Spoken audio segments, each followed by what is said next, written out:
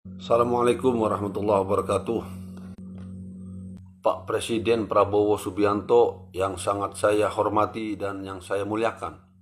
Mohon izin, saya selaku rakyat Bapak hanya ingin mengingatkan dan menagih janji kampanye Bapak dan sumpah pada saat pelantikan Presiden kemarin. Pastinya Bapak masih ingat ketika Al-Quran berada tepat di atas kepala Bapak, di atas podium pada saat pengambilan sumpah jabatan pelantikan Presiden. Kami, rakyat Indonesia, menaruh harapan besar terhadap Bapak. Pada saat itu, Bapak bersumpah demi Tuhan untuk setia terhadap penderitaan rakyat. Bapak juga pernah berkata dengan keras untuk membabat habis semua koruptor yang ada di negeri ini. Tapi sekarang Pak, Bapak lihat di berita televisi, media sosial, banyak terdengar kabar korupsi, korupsi, dan korupsi. Nyatanya, negeri kita, Indonesia, negerinya lumbung koruptor. Koruptor tumbuh subur di atas bumi pertiwi. Padahal kami rakyat berharap besar terhadap Bapak. Bapak mampu menyelesaikan problem di Indonesia. Bapak mampu sikat habis para koruptor sampai ke akar-akarnya. Namun nyatanya Pak, para koruptor di Indonesia yang tertangkap tangan dihukum ringan dan dendaan yang kecil. Belum lagi mereka yang dapat amnesti dan abolisi. Menurut Bapak mungkin ini sebuah ampunan. Tapi bagi rakyat, itu adalah sebuah pengkhianatan terhadap rakyat kecil Pak. Yang dimana ketika rakyat kecil melakukan kesalahan, dihukum dengan berat tanpa belas kasihan. Di sini tidaklah adil Pak. Apakah Bapak tidak bisa bertindak tegas terhadap koruptor? Saya mengerti Pak. Memang sebuah keputusan undang-undang itu tidak hanya di tangan Bapak. Tidak bisa atas dasar keputusan Bapak sendiri. Harus ada persetujuan dan pertimbangan-pertimbangan dari DPR. Tapi setidaknya Bapak sebagai kepala negara dan kepala pemerintahan, Bapak sebagai pemegang kekuasaan eksekutif, Bapak punya kewenangan diskresi. Bapak punya kebebasan bertindak dalam mengambil keputusan yang dianggap terbaik atau langkah tepat dalam situasi tertentu. Saat ini negeri kita, Indonesia, sedang tidak baik-baik saja Pak. Saat ini negara kita sudah kritis Pak. Sudah menjamur. Sudah sangat genting karena banyak sekali koruptor di negeri ini Pak. Sebelum terlambat, inilah momen yang tepat Pak. Dan ini waktu yang tepat untuk Bapak mengambil keputusan untuk memberikan hukuman yang seberat-beratnya terhadap koruptor agar tidak tumbuh subur di negeri ini dan habis tidak tersisa sampai ke akar-akarnya. Sementara rakyat di negeri ini banyak sekali yang masih menderita oleh kebijakan dan aturan-aturan yang tidak fair dan tidak pro dengan rakyat. Bapak Presiden, kalau Bapak lupa dengan sumpah dan janji-janji Bapak, izinkan kami rakyat untuk mengingatkan.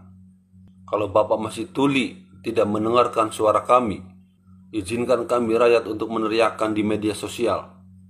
Dan kalau Bapak masih saja diam melihat penderitaan rakyat, bahkan pemerintah tidak memikirkan penderitaan rakyat yang semakin hari semakin tertindas oleh kebijakan dan aturan-aturan negara yang memberatkan rakyat, yang membuat rakyat pusing dan membuat rakyat susah, maka jangan salahkan rakyat ketika rakyat meneriakkan di media sosial. Dan jangan salahkan rakyat ketika rakyat turun ke jalan menggelar aksi demo, menuntut keadilan dan menuntut hak-hak rakyat. Demo ini kerap menggema semata-mata agar terdengar sampai ke istana. Kami rakyat tidak anti pemerintah Pak. Kami hanya ingin pemerintah yang tidak anti rakyat, yang tidak anti kritik. Dan kami sama sekali tidak berniat untuk menggulingkan Bapak. Kami hanya ingin Bapak berdiri bersama kami, bersama rakyat. Kami tidak haus kekuasaan Pak. Kami hanya haus keadilan. Bapak ingat, Bapak pernah berkata, saya akan mati untuk rakyat saya. Tapi hari ini kami merasa sedang mati pelan-pelan Pak. Kami rakyat dibungkam, ditekan, ditindas dan dilupakan. Bapak Presiden Prabowo Subianto, sampai saat ini kami masih berdiri di sini karena kami masih percaya bahwa janji Bapak itu belum mati. Kami masih percaya bahwa sumpah itu masih belum hilang. kami masih percaya bahwa Bapak masih punya hati. Dan kami yakin Bapak pasti akan turun ke jalan demi rakyat dan berdiri tegak bersama rakyat. Kami masih menaruh harapan besar terhadap Bapak. Tolong dengarkan suara hati kami, Pak. Belum lagi kemarin ramai di pemberitaan masalah hutan-hutan dibabat demi sebuah proyek besar dan keuntungan besar. Lalu rakyat dituduh melawan negara. Pada saat rakyat hanya ingin bertahan hidup, hanya ingin tetap hidup di negerinya sendiri. Apakah ini isi dari sumpah Bapak yang pernah Bapak ucapkan? Dulu Bapak berkata, saya akan bela rakyat kecil. Saya akan jaga hak-hak petani, nelayan, dan masyarakat adat. Tapi nyatanya hari ini, siapa yang Bapak bela? Kalau bukan mereka para pengusaha-pengusaha besar, konglomerat, dan mafia tanah. Jujur Pak, pada saat Bapak berkampanye, Bapak dengan lantang meneriakkan untuk berdiri tegak lurus bersama rakyat. Bapak akan bela rakyat kecil.